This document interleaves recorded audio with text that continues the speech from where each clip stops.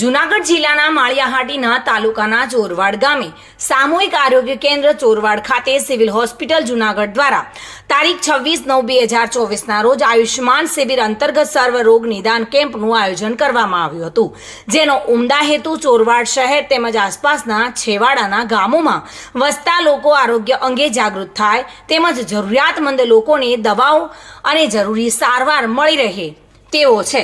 આ કેમ્પમાં જુદા જુદા તજજ્ઞ જેમ કે જનરલ મેડિસિન, વાટ કાપના નિષ્ણાત, સ્ત્રી રોગ નિષ્ણાત, બાળ રોગ નિષ્ણાત, ચર્મ રોગ નિષ્ણાત, માનસિક રોગ નિષ્ણાત, કાન, નાક, ગળાના નિષ્ણાત, આંખના નિષ્ણાત, દંત સર્જન વગેરે દ્વારા આશરે 200 જેટલા દર્દીઓનું નિદાન અને સારવાર કરી હતી।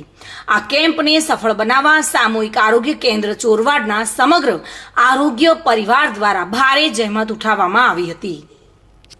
આજરોજ તારીખ 26/9/2024ના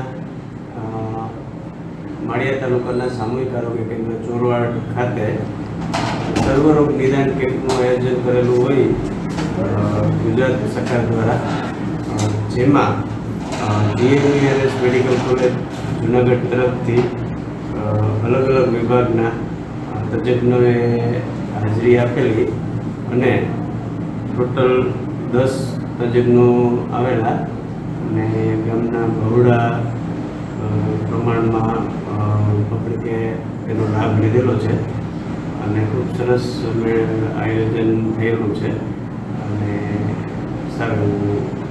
માધવભાઈ બોરીચા, પૂર્વ ધારાસભ્ય, પૂર્વ જિલ્લા ભાજપ પ્રમુખ જૂનાગઢ,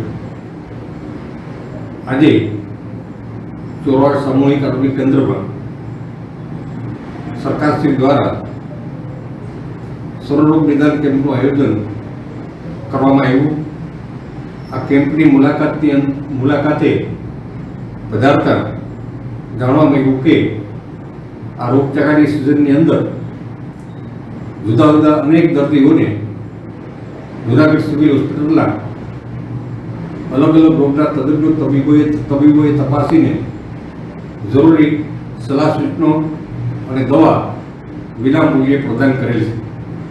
સરકારશ્રીનો આ અભિગમ અને સામૂહિક આરોગ્ય કેન્દ્રના અધિક્ષક ડૉક્ટર શ્રી ધોળિયા અને ટીમ આ કામની અંદર ગામના અને આજુબાજુના વિસ્તારના જરૂરિયાતમંદ દર્દીઓને ઉપયોગી બની એ ઘણી આનંદની વાત છે। આ પગલાંને હું એક આગેવાન તરીકે આવકારું છું।